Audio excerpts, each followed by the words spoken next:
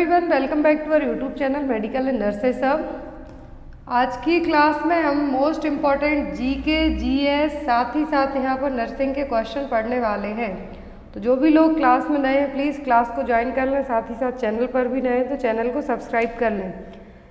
और जिनका भी 3 अगस्त को पेपर है, MP NHM वालों का पेपर होने वाला है 3 अगस्त को, तो वो लोग अपना मॉक टेस्ट भी देख सकते हैं, एडमिट कार्ड भी डाउनलोड कर लें अपने। एंड जिनको भी प्रीवियस पेपर्स चाहिए हो, प्राइस मैंने ड्रॉप आउट हाफ प्राइस कर दिए, 100 रुपीज़ में आपको पूरे पेपर्स अवेलेबल करवाए जा रहे हैं। तो आप मेरे व्हाट्सएप नंबर पर कांटेक्ट करके ले सकते हैं सभी पेपर्स को। तो यहाँ पर आज की क्लास में जीके, जीएस और नर्सिंग के क्वेश्चन ऐड किए गए हैं। तो यहाँ पर जो फर्स्ट क्वेश्चन है वो है, who was the first CM of UP? उत्तर प्रदेश के पहले चीफ मिनिस्टर कौन थे? गोविंद बल्लभ पंत, चरण सिंह, सुचेता कृपलानी या फिर चंद्रभानु गुप्ता? तो यूपी के जो फर्स्ट CM थे, कौन? यूपी के फर्स्ट चीफ मिनिस्टर थे वो कौन थे? तो यूपी के जो पहले CM बने थे वो बने थे 26 जनवरी 1950 को गोविंद बल्लभ पंत। कौन थे? गोविंद बल्लभ पंत 1950 में उत्तर प्रदेश के 26 जनवरी 1950 को क्या बने थे?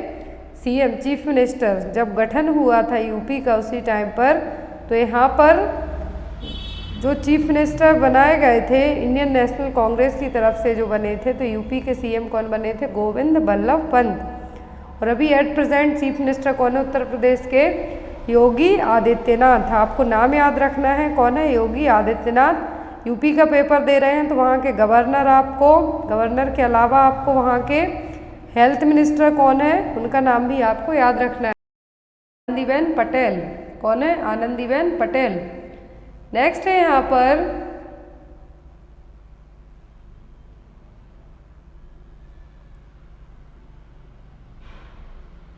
नेक्स्ट क्वेश्चन है, who has been appointed as the new prime minister of Kuwait? तो कुवैत के नए प्राइम मिनिस्टर कौन चुने गए हैं?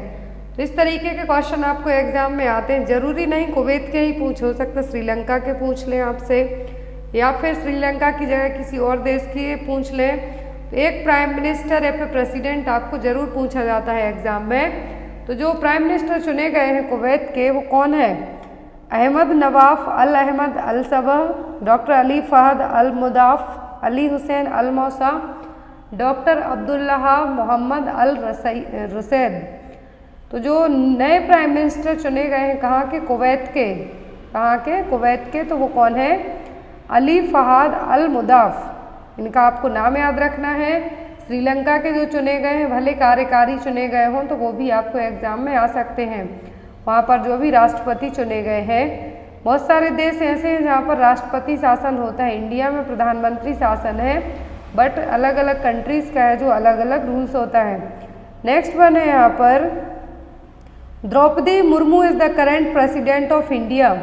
विच number of president of India? तो द्रौपदी मुर्मू है इंडिया की पहली आदिवासी महिला राष्ट्रपति चुनी गई हैं। कौन? द्रौपदी मुर्मू। अब द्रौपदी मुर्मू चुनी गई हैं जब राष्ट्रपति, तो यहाँ पर एक कौन से नंबर की राष्ट्रपति है इंडिया की? इसके पहले रामनाथ कोविंद थे, बट नाउअडेज द्रौपदी मुर्मू। कौन है? द्रौपदी मुर्मू। और जो इंडिया की पहली आदिवासी प्रेसिडेंट हैं, कौन है? द्रौपदी मुर्मू, और 15वें नंबर की प्रेसिडेंट है। एग्जाम में आपको एक क्वेश्चन आ सकता है। नेक्स्ट है यहाँ पर, which Indian state is set to depute Arogya Mitra at primary health centres to inform people about government health related scheme? तो इंडिया के कौन से स्टेट ने आरोग्य मित्र नाम का है जो एक ऐप, या फिर हम ये कह सकते हैं कि एक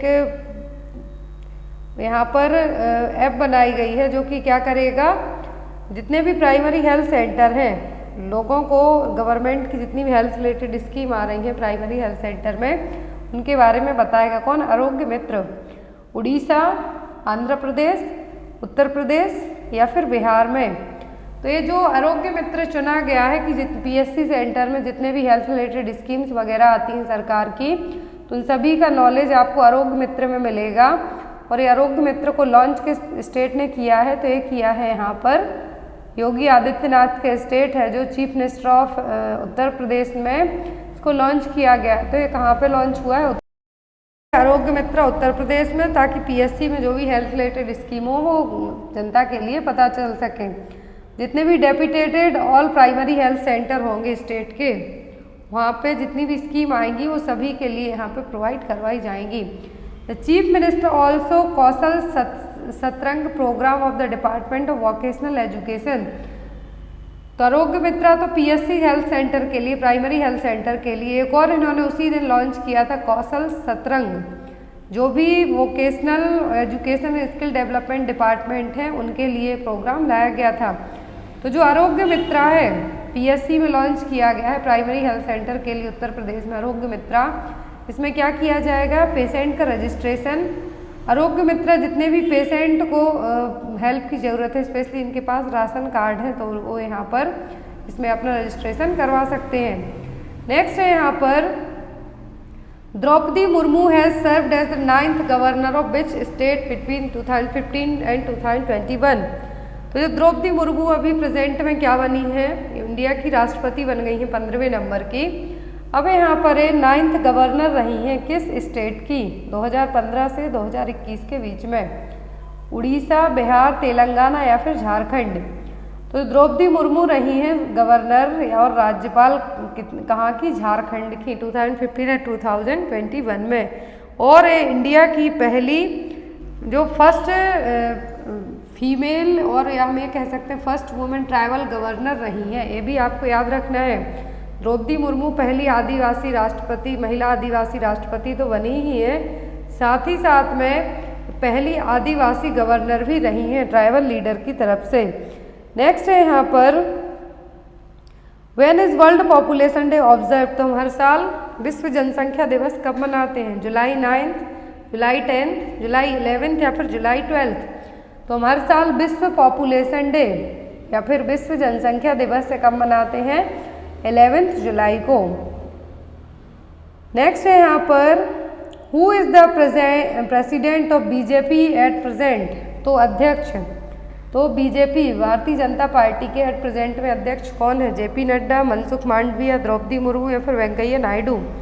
वेंकैया नायडू तो उपराष्ट्रपति हैं, द्रौपदी मुर्मू प्रेसिडेंट है एट प्रेजेंट में, मनसुख मांडविया हेल्थ मिनिस्टर है, और जो जेपी नड्डा है तो बीजेपी के एट प्रेजेंट में क्या है? यहाँ पर प्रेसिडेंट है, या फिर हम ये कह सकते हैं अध्यक्ष हैं।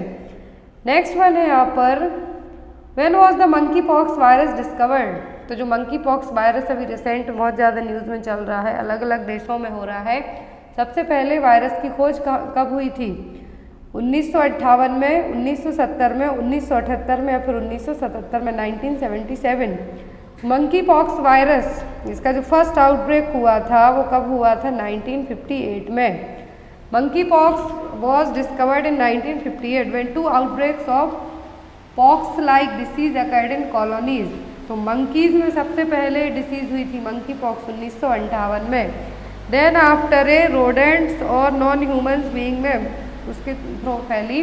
तो यहाँ पर आपको monkey pox वायरस पर मैंने एक सेपरेट वीडियो है जो सेकंड चैनल है उस पर अपडेट किया है, तो उसमें जाके आप लोग देख सकते हैं। एग्जाम में आपको एक ना एक क्वेश्चन तो एटलीस्ट जरूर मिलेगा। नेक्स्ट है यहाँ पर which is the nodal agency of Ayushman Bharat digital mission. तो आयुष्मान भारत डिजिटल मिशन के लिए जो नोडल एजेंसी है वो कौन सी है? ICMR, एम्स, NHA या फिर नीति आयोग। तो आयुष्मान भारत डिजिटल मिशन के लिए जो नोडल एजेंसी है वो कौन सी है? वो NHA, नेशनल हेल्थ अथॉरिटी। क्या है? नेशनल हेल्थ अथॉरिटी, जो कि किसके लिए है? फ्लैगशिप स्कीम इसकी लाई गई थी आयुष्मान भारत डिजिटल मिशन, तो रिसेंट में ही लाई गई थी। नोडल एजेंसी इसकी क्या हो गई? NHA। नेक्स्ट है यहाँ पर Alluri Sitaram Raju was a freedom fighter from bridge present day state. तो जो अलूरी सीताराम राजू हैं जिनकी स्टैचू का इनॉग्रेशन किया था रिसेंट में मोदी जी ने, तो ये किस स्टेट के थे? तमिलनाडु, केरला, आंध्र प्रदेश या फिर कर्नाटका। तो ये कहाँ के थे? आंध्र प्रदेश के। पीएम मोदी ने अभी रिसेंट में क्या किया था? 30 फीट की ब्रॉन्ज का जो स्टैचू का अनावरण किया था, जो फ्रीडम फाइटर थे अल्लूरी सीताराम राजू, उनके 125वीं बर्थ एनिवर्सरी पर जो स्टैचू है कितने टन की है? 15 टन की, जिसमें 3 करोड़ की कॉस्ट आई है। और यहाँ पर ये जो कहाँ पे इंस्टॉल की गई है, क्षत्रिय सेवा समिति इन भीमावरम आंध्र प्रदेश में इसको लगाया गया है। तो यहाँ पर आपको याद रखना है अल्लूरी सीताराम राजू किस स्टेट से रिलेट करते हैं, आंध्र प्रदेश। इनकी मूर्ति का अनावरण किया था 30 फीट की ब्रॉन्ज स्टैचू है, कहाँ पर लगाई गई है, आंध्र प्रदेश के क्षत्रिय सेवा समिति भीमावरम में। अब यहाँ पर जो लोग एमपी का पेपर दे रहे हैं तो इमेज यहाँ पर एक मैंने इंसर्ट की हुई है। बहुत सारे लोगों के कमेंट्स थे कि आप एमपी की मिनिस्ट्री के बारे में स्पेशली बताइए। तो एमपी में आपको क्या क्या याद रखना है, मेन वहाँ के मुख्यमंत्री तो शिवराज सिंह चौहान। अब यहाँ पर कौन सा डिपार्टमेंट किस मंत्री के पास है, तो आपको ज़रूरी नहीं आपके मेडिकल डिपार्टमेंट ही पूछा जाए। जो यहाँ पर जाने माने नाम है स्पेशली, जैसे हो गए नरोत्तम मिश्रा, गोपाल भार्गव, श्री तुलसी सिलावट, कुंवर सिंह शाह, जगदीश देवड़ा और श्रीमती यशोधरा राजे सिंधिया, भूपेंद्र सिंह, मीना सिंह, कमल पटेल। तो इनके नाम यहाँ पर आप एक काम और कर सकते हैं, एमपी की वेबसाइट है, ऑफिशियल वेबसाइट एमपी मिनिस्ट्री, आप गूगल में टाइप करना एमपी मिनिस्ट्री, वहाँ पर वेबसाइट ओपन होगी। एमपी की जो मिनिस्ट्री में कौन किस विभाग का इंचार्ज है, कौन सा मंत्री, तो वो आपको आ जाएगा। तो आपको वो एक बार देख लेना है और याद कर लेना है, स्पेशली गवर्नर, मुख्यमंत्री और यहाँ पर हेल्थ मिनिस्टर कौन है, परिवहन मिनिस्टर कौन है, तो ये आपको बेसिक याद करना है। नेक्स्ट है यहाँ पर इंडिया विल प्रोवाइड फ्री कोविड-19 booster dose to all age 18 years from which date. तो इंडिया में बूस्टर डोज लग रहा है फ्री, वो भी 18 साल से ज़्यादा के एज ग्रुप वालों के लिए कोविड-19 का। ये कब से लग रहा है, जुलाई 15 से, जुलाई 20, अगस्त 1 या फिर अगस्त 15 से। तो ये लगना है 75 डेज तक। गवर्नमेंट ने अनाउंस किया है कि 75 दिनों तक 18 साल से ज़्यादा के एज ग्रुप को बूस्टर डोज लगना है, वो भी फ्री। तो जितने भी गवर्नमेंट हॉस्पिटल हैं वहाँ पर बूस्टर डोज लग रहा है, कब से, 15 जुलाई से। अब यहाँ पर हम स्टार्ट करेंगे नर्सिंग के का जो फर्स्ट क्वेश्चन है हमारा वो है insertion of PPIUCD is done after delivery.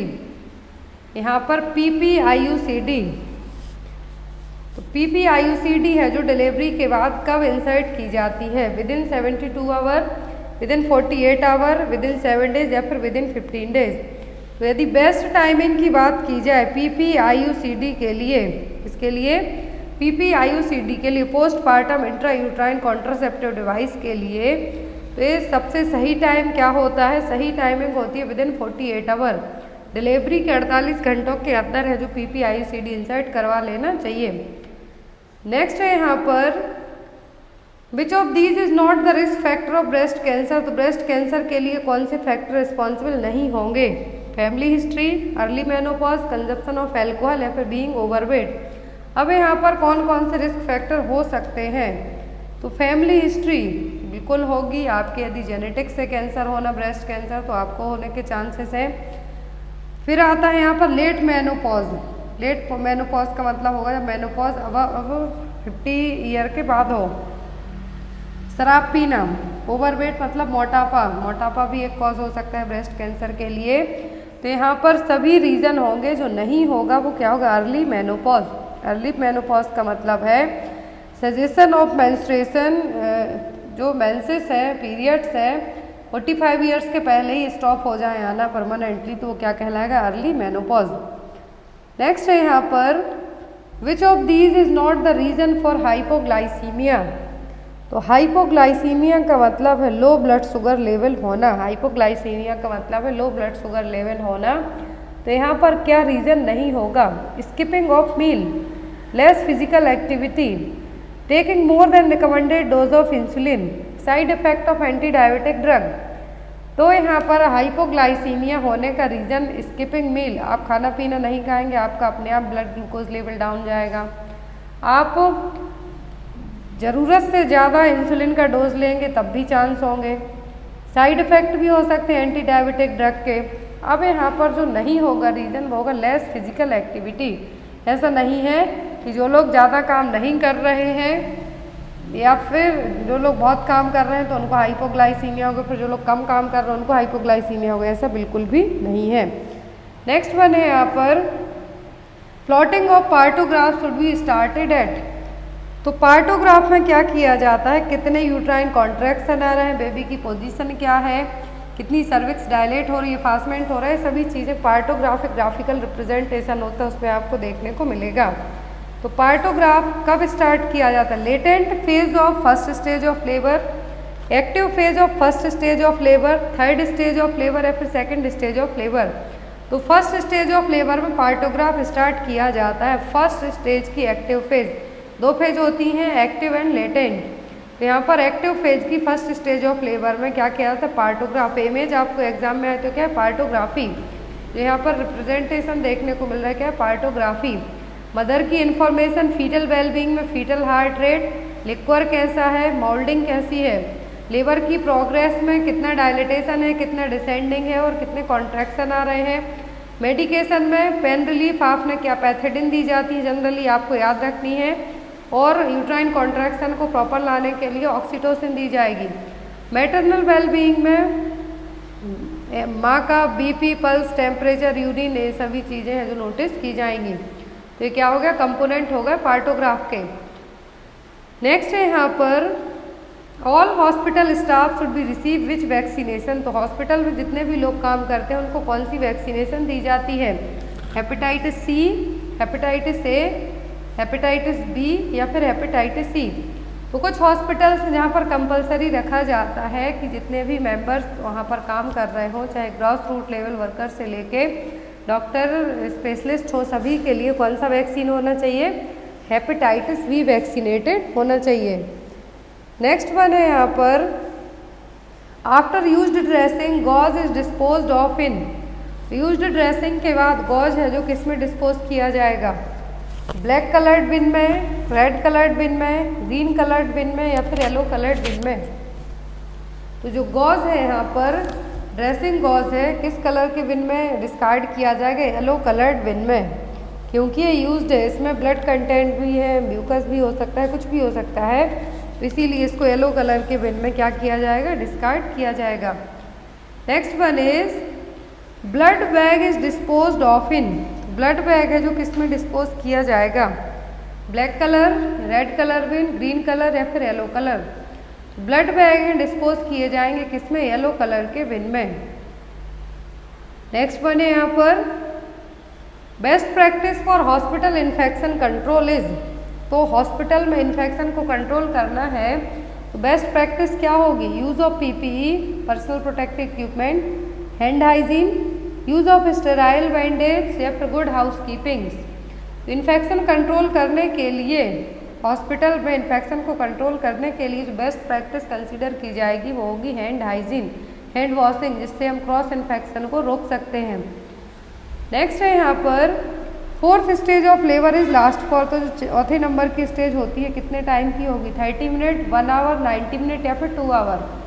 First, second, third, fourth, 4 stage होती हैं लेबर की, फर्स्ट, सेकंड, थर्ड, फोर्थ। तो चारों स्टेज में से जो लास्ट स्टेज पूछी है, फोर्थ स्टेज, वो होती है 2 to 4 आवर तक की।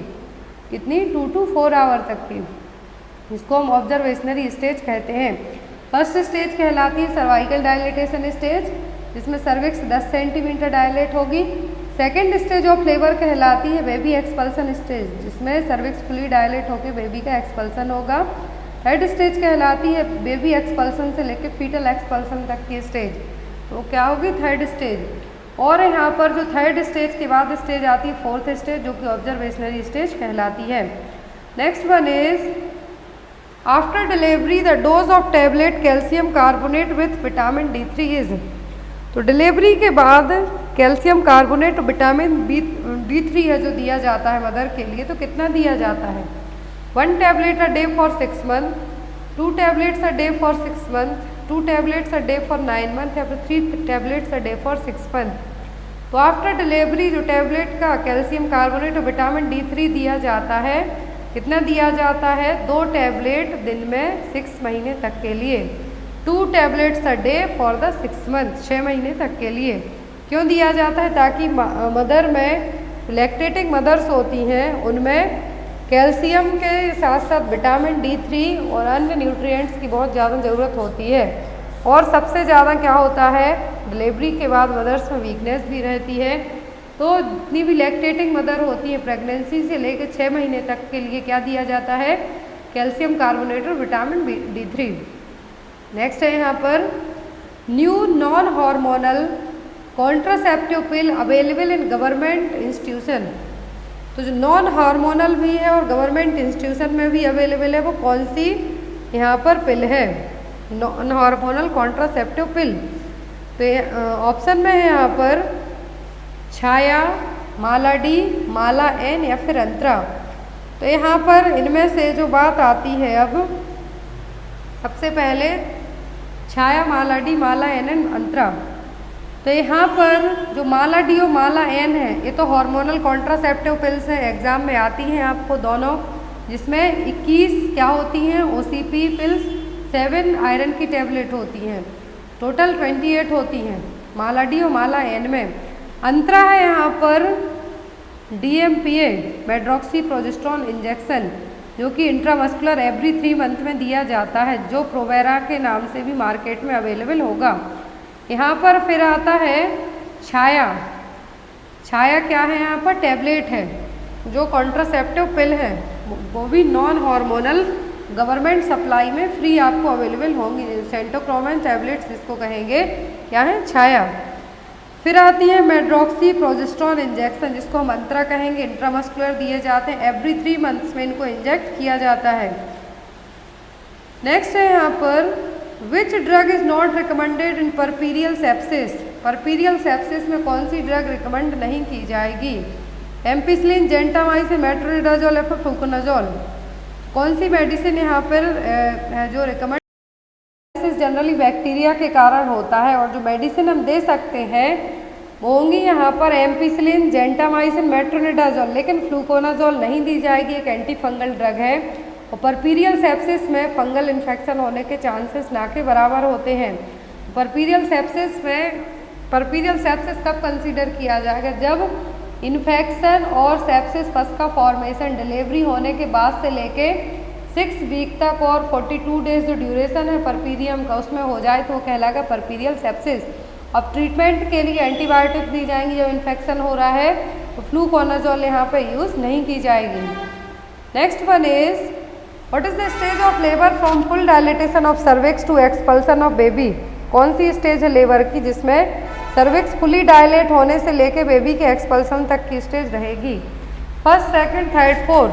तो जस्ट अभी बताया है, तो second stage of labour, cervix dilate होने से लेके बेबी के एक्सपल्सन तक की स्टेज क्या है, second stage of labour. Next one है यहाँ पर random blood sugar level of pregnant women is 180 mg per dl at 24 weeks of gestation, the cause could be. तो यहाँ पर रैंडम ब्लड शुगर है एक प्रेग्नेंट वुमेन का 180 mg पर DL 24 वीक की प्रेगनेंसी में, जेस्टेशन में। तो क्या है, सी कंज्यूम्ड। यहाँ पर रैंडम ब्लड शुगर लेवल कितना आया है प्रेग्नेंट वुमेन का, 180 mg पर DL। 24 वीक का जेस्टेशनल पीरियड है। अब यहाँ पर आपको बताना है कि सही आंसर क्या होगा। ऑप्शन में है सी कंज्यूम्स द एक्सेस, मतलब उसने बहुत ज़्यादा खा लिया है। सी माइट बी फास्टिंग, वो क्या है, उसने अभी तक कुछ भी नहीं खाया है। फिर यहाँ पर आता है this is a normal finding during the pregnancy. Last आता है जेस्टेशनल डायबिटीज़।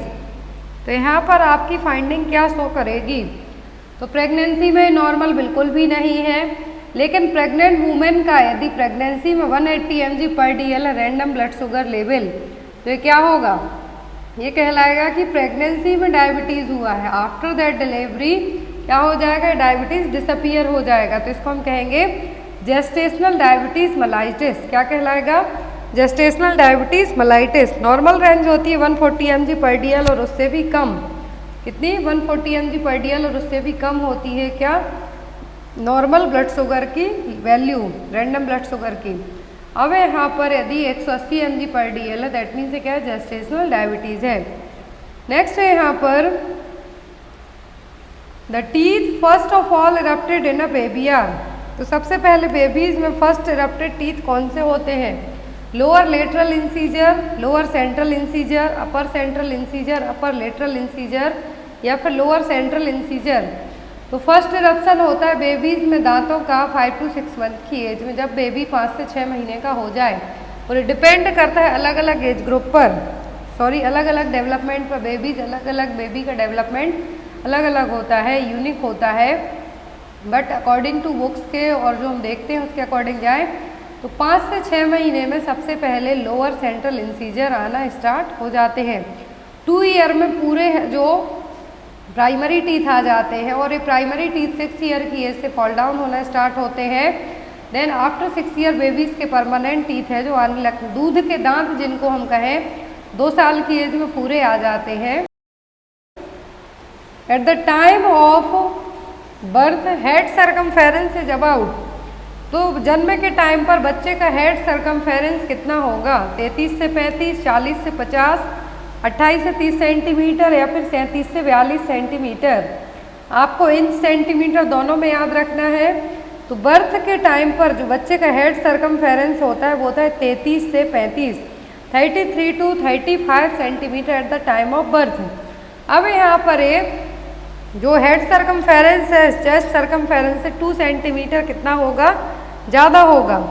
लेकिन 6 महीने और 2 साल की एज में दोनों क्या हो जाते हैं? 6 महीने 2 साल की एज में दोनों equal, head circumference chest circumference equal हो जाएंगे। फिर आफ्टर द 2 ईयर क्या होगा? जो चेस्ट की साइज है लार्जर हो जाएगी एज कम्पेयर टू हेड के। आपको ये चीज़ याद रखना है। At the time of birth head circumference ज़्यादा होगा चेस्ट सर्कमफेरेंस से, लेकिन आफ्टर 2 ईयर चेस्ट सर्कमफेरेंस ज़्यादा होगा हेड सर्कमफेरेंस से।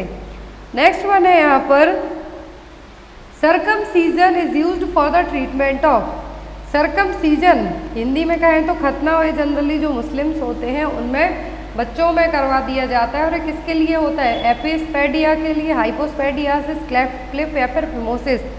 तो जितना मुझे पता है जो सर्कमसीजन है, जितने भी मोमेडियंस होते हैं उन बॉयज़ में बचपन में ही उन बच्चों को करवा दिया जाता है, और उनकी कोई प्रथा है। मुझे उतना ज़्यादा आइडिया नहीं, लेकिन ये कोई प्रथा है। बट ये मेडिकल लैंग्वेज में हम कहें तो इसको कहते हैं सर्कमसीजन। और ये फिमोसिस में, फिमोसिस को ट्रीट करने के लिए यूज़ किया जाता है। जो फोरस्किन होती है वो वापस रिट्रैक्ट नहीं हो पाती है, तो उसके लिए प्रोसीजर किया जाता है। इसका नाम क्या है? सर्कमसीजन, और हिंदी में कहें तो खतना। Next one is streptococcal throat infection can later lead to. तो स्ट्रेप्टोकोकल थ्रोट इन्फेक्शन यदि बार बार हो रहा है तो ये बाद में क्या हो सकता है? Tuberculosis, leprosy, rheumatic heart disease या फिर मलेरिया। तो स्ट्रेप्टोकोकल थ्रोट इन्फेक्शन बाद में क्या डेवलप कर सकता है? Rheumatic heart disease, RHD। Next है यहाँ पर sleeping sickness is transmitted by. तो स्लीपिंग सिकनेस किसके थ्रू ट्रांसमिट होती है? कोएक्सिला, वुरनेटी, टेस्ट फ्लाई, सैंड फ्लाई या फिर नन ऑफ द अबव। तो स्लीपिंग सिकनेस किसके थ्रू होती है? होती है टेस्ट फ्लाई के द्वारा। Next one is positive organism of measles. Measles से क्वेश्चन एग्जाम में आपको आते हैं। रोज स्पॉट किस में देखने को मिलेंगे? कॉप्लिक स्पॉट्स किस में देखने को मिलेंगे? और कितने दिनों तक इसके जो रेसेस रहेंगे? इंक्यूबेशन पीरियड क्या है? तो मीजल्स आपको एग्जाम में आएगा। और इसका जो पॉजिटिव एजेंट है, जो वायरस है, वो क्या है? वो है मिक्सो वायरस। कौन सा वायरस? Myxo virus. नेक्स्ट वन है यहाँ पर in the prevention of communicable disease the primary prevention results from. Communicable disease के प्रिवेंशन में प्राइमरी प्रिवेंशन क्या होगा? Strict isolation, immunisation, early diagnosis या फिर ट्रीटमेंट ऑफ डिसीज। तो प्राइमरी प्रिवेंशन में डिसीज होने के पहले की सिचुएशन होगी तो वो होगी यहाँ पर immunisation, health education, vaccination. Early diagnosis किस में आएगा? और स्ट्रिक्ट आइसोलेशन ये आएगा सेकेंडरी में। डिसीज का ट्रीटमेंट भी सेकेंडरी में ही आएगा। नेक्स्ट है यहाँ पर which type of rehabilitation in which restoration of body function. तो हमें अपने बॉडी फंक्शंस को दोबारा से काम में लेके आना है, तो कौन सा रिहेबिलिटेशन कहलाएगा? Vocational, primary prevention, social rehabilitation या फिर नन ऑफ द अबव। तो हमें अपनी बॉडी को दोबारा से रिस्टोर करना है, मतलब काम के लायक बनाना है, तो क्या कहलाएगा? Vocational rehabilitation. किसी किसी का मान लीजिए जो लोग स्पेशली आर्मीज में होते हैं तो वॉर के टाइम पर उनके हाथ या फिर पैर क्या हो जाते हैं? डिसेबल हो जाते हैं जिस चीज़ से, उनको वोकेशनल रिहेबिलिटेशन ट्रेनिंग्स दी जाती हैं कि आप इस एज में अपने इस बॉडी पार्ट्स के बिना और कौन सा काम कर सकते हैं। Next one is which of the following is not a live attenuated vaccine. तो इनमें से लाइव अटेन्यूएटेड वैक्सीन कौन सी नहीं है? BCG, साल्क 7 या फिर मीजल्स। साल्क 7 पोलियो वैक्सीन है। अब यहाँ पर जो लाइव अटेन्यूएटेड नहीं है वो है Salk vaccine. Next one is which communicable disease are most difficult to block the spread of. तो कौन सी कम्युनिकेबल डिसीज को ब्लॉक करना बहुत ही ज़्यादा डिफिकल्ट है, मतलब फैलने से रोकने में कौन सी कम्युनिकेबल डिसीज क्या होगी? बहुत ही ज़्यादा डिफिकल्ट होगी। जैसा कि अभी प्रेजेंट में फैला था क्या? कोरोना, अभी भी है। ऑप्शन में vector borne, man to man, airborne या फिर वाटर बॉर्न। तो पानी में कोई डिसीज पनप रही है तो पानी को ट्रीट कर सकते हैं हम, मैन टू मैन को रोक सकते हैं, वेक्टर बॉर्न को रोक सकते हैं, लेकिन जो हवा में फैल रही है उसको रोकना बहुत ही ज़्यादा डिफिकल्ट होगा। Next one is how does vertical transmission occur. तो वर्टिकल ट्रांसमिशन होगा कैसे? Through the mosquito, through the direct contact, through the droplets या फिर थ्रू द प्लेसेंटा। तो वर्टिकल ट्रांसमिशन किसके थ्रू होगा? प्लेसेंटा के थ्रू। कोई भी इन्फेक्शन है माँ का बच्चे में चला जाएगा किसके थ्रू? प्लेसेंटा के थ्रू। वो क्या कहलाएगा? Vertical transmission. Next one is what is the ideal temperature to store DPT vaccine. तो वैक्सीन का कोल्ड चेन मैंने सेकंड चैनल है जो medical and nurses of shorts, उसमें पूरा पढ़ा दिया है 10 मिनट में, तो आप उसको एक बार रेफर कर लेना। तो आइडियल टेम्परेचर होता है DPT वैक्सीन के लिए 4 से 8 डिग्री सेल्सियस। कितना? 4 to 8 degree Celsius. Next one is which vaccine is contraindicate during the pregnancy. तो प्रेगनेंसी में कौन सी वैक्सीन है जो कॉन्ट्राइंडिकेट रहेगी? रूबेला, OPV, टिटनस या फिर इन्फ्लुएंजा। तो प्रेगनेंसी में जो वैक्सीन कॉन्ट्राइंडिकेट रहेगी मतलब हम नहीं लगा सकते वो है रूबेला वैक्सीन। क्या है? Rubella vaccine. बाकी टिटनस, OPV और इन्फ्लुएंजा दे सकते हैं। Next is which of the following constitute specific protection. तो इनमें से स्पेसिफिक प्रोटेक्शन कौन सा है? Immunisation, avoidance of allergens, healthy environment या फिर कीमो प्रोफाइलैक्सिस। तो एक स्पेसिफिक प्रोटेक्शन इनमें कहलाएगा इम्यूनाइजेशन एंड वैक्सीनेशन। क्या है? Immunisation and vaccination. पर what is the purpose of adding of citrate in oral rehydration solution. तो जो ORS होता है उसमें हम सिट्रेट क्यों मिलाते हैं? Improve sodium chloride absorption, correct the acidosis, increase its self life या फिर इंक्रीज द ग्लूकोज एब्जॉर्प्शन। तो ORS सॉल्यूशन होता है उसकी क्या? सेल्फ लाइफ बढ़ाने के लिए, कि ज़्यादा दिनों तक है जो यूज़ किया जा सके उसको बढ़ाने के लिए क्या कर दिया जाता है? सिट्रेट ऐड कर दिया जाता है। तो ये क्या है? Increase its the self life. ORS के कंपोनेंट एग्जाम में आते हैं। आपको यदि ऐसे याद नहीं होता तो मार्केट में जाके ORS का पैकेट खरीद के वही देख लेना। यदि क्योंकि बहुत सारे लोगों को जो टेबल आपके पास है उससे याद नहीं होता, तो डायरेक्ट जो चीज़ आपके सामने हाथ में जब पैकेट होगा तो आपको इजीली याद हो जाएगा, जो आप कभी भी नहीं भूलेंगे। नेक्स्ट है यहाँ पर which of the following statement is incorrect regarding the cholera vaccine. तो कोलेरा वैक्सीन के लिए कौन सा स्टेटमेंट गलत है? It is given at intervals of 6 month, long lasting immunity, not useful in epidemics if not given orally. तो cholera vaccine को लेके गलत पॉइंट कौन सा है? तो वो है लॉन्ग लास्टिंग इम्यूनिटी। कोलेरा हो गया, फ्लू शॉट हो गए, कभी भी लॉन्ग लास्टिंग इम्यूनिटी आपको प्रोवाइड नहीं करवा सकते हैं। तो यहाँ पर आपका ये क्या है? ना तो ये जो यहाँ पर कहा है नॉट यूजफुल इन एपिडेमिक्स, तो एपिडेमिक्स में यूजफुल हो सकती है, और यहाँ पर लॉन्ग लास्टिंग इम्यूनिटी लेके ने बिल्कुल भी नहीं देगी। नेक्स्ट है यहाँ पर what is the absolute contraindication of pertussis vaccine. तो किस केस में इसको एब्सोल्यूट कॉन्ट्राइंडिकेशन बताया गया, मतलब इस केस में हम दे ही नहीं सकते हैं, तो वो कौन सा केस होगा? ऑप्शन में है डायरिया, फीवर, मालन्यूट्रिशन या फिर कन्वर्जन। अब जो पर्ट्यूसिस होता है क्या करता है? एपिलेप्टिक फिट्स लाने के चांसेस क्रिएट कर सकता है, लेकिन जब पर्सन को ऑलरेडी कन्वर्जन्स आते हों, पर्सन को ऑलरेडी कन्वर्जन्स की प्रॉब्लम हो, तो ऐसे केस में पर्ट्यूसिस को हम नहीं दे सकते। तो यहाँ पर एब्सोल्यूट कॉन्ट्राइंडिकेशन माना जाएगा। नेक्स्ट वन है यहाँ पर which of the following disease is not required isolation to break the transmission. तो कौन सी डिसीज है जिसमें आइसोलेशन की जरूरत नहीं है कि डिसीज ट्रांसमिट हो सकती है दूसरे में? मीजल्स, मम्स, चिकन पॉक्स या फिर टिटनस। मीजल्स, मम्स, रूबेला ये सभी ड्रॉपलेट इन्फेक्शन है और इनमें हमें आइसोलेशन की जरूरत पड़ेगी, लेकिन जिसमें नहीं पड़ेगी वो क्या होगा? टिटनस। क्या होगा? टिटनस। नेक्स्ट वन है यहाँ पर first dose of hepatitis B given at which age. तो हेपेटाइटिस बी का पहला डोज कब दिया जाता है? At the time of birth, 6 week after the birth, 10 weeks after the birth या फिर 14 वीक्स आफ्टर द बर्थ। तो हेपेटाइटिस बी का फर्स्ट डोज दिया जाता है at the time of birth intramuscular route से। Next one is what temperature is used for storage of Covishield and Covaxin vaccine. तो India में जो 2 वैक्सीन मेनली यूज़ की गई थी, देन आफ्टर स्पुतनिक भी आ गई थी। तो यहाँ पर कोवैक्सीन और कोविशील्ड का स्टोरेज टेम्परेचर कितना है? 20 degree Celsius, -20 degree Celsius, +7 degree Celsius या फिर -18 डिग्री सेल्सियस। तो इंडिया के टेम्परेचर के हिसाब से, इंडिया का जो टेम्परेचर उसी के हिसाब से वैक्सीन भी बनी थी। तो यहाँ पर जो कोविशील्ड और कोवैक्सीन का स्टोरेज टेम्परेचर है 20 डिग्री सेल्सियस। कौन सा है? 20 degree Celsius, 20 degree Celsius. Next is excess of body fat stored in which part of the body. तो हमारी बॉडी में जो ज़्यादा फैट हो जाता है तो कहाँ पे स्टोर होता है? एडिपोज टिश्यू में, लिवर में, इंटेस्टाइन में कि कनेक्टिव टिश्यूज में? तो जो एक्सेस बॉडी फैट है कहाँ पर स्टोर हो जाता है? एडिपोज टिश्यू में। जो चर्बी है आपके पेट की, एब्डोमेन की, यहाँ पर। नेक्स्ट है यहाँ पर what is the function of B lymphocytes. तो बी लिम्फोसाइट्स के फंक्शन क्या है?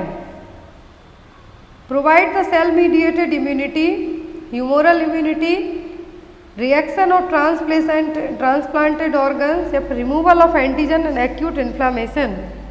तो बी लिम्फोसाइट्स का जो यहाँ पर मेन फंक्शन है वो है ह्यूमोरल इम्यूनिटी प्रोवाइड करवाना।